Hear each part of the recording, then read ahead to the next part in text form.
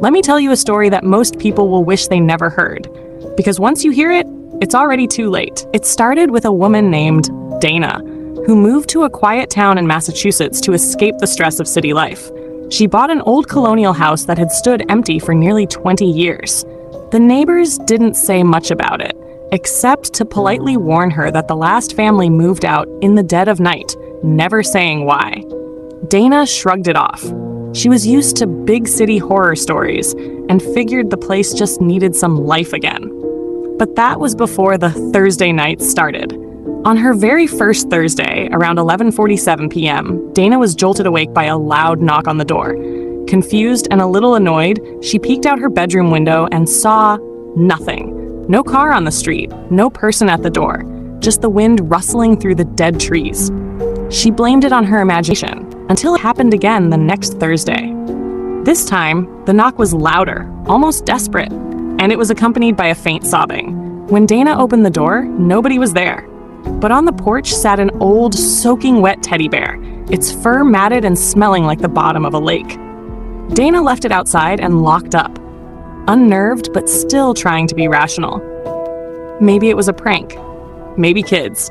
But by the fourth Thursday, the knocking turned into violent pounding. The door rattled like it might come off its hinges. Dana stood behind it, clutching a kitchen knife, her heart racing. Then it stopped, just as suddenly as it started. She looked through the peephole, but instead of the empty porch, she saw an eye staring back at her, bloodshot and unblinking. She stumbled back with a scream. When she dared to look again, it was gone. Terrified, Dana finally spoke to her next-door neighbor, an elderly man named Mr. Keller, who'd lived there his whole life. His face went pale when she described what had been happening.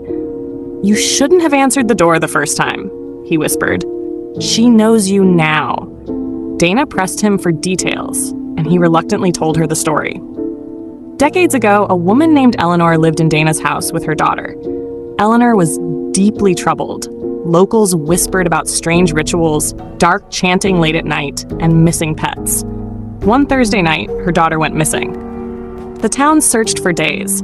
Then, exactly 1 week later, on a Thursday, Eleanor was found wandering the woods, drenched in blood, carrying her daughter's torn teddy bear. When they took her in, she screamed just one thing over and over. "She comes on Thursdays. You can't keep her out forever." They found Eleanor hanging in the basement of the house 2 days later. Since then, anyone who lived there reported knocking, sobbing, or seeing Eleanor's twisted figure at the door. It always began on a Thursday, and it always ended with someone disappearing. The final Thursday. By now, Dana was desperate.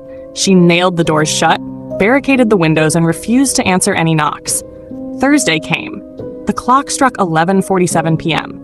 And like clockwork, the knocking began slow at first, then building to a furious battering. Dana covered her ears and sat on the floor chanting, "It's not real. It's not real." But then she heard something new.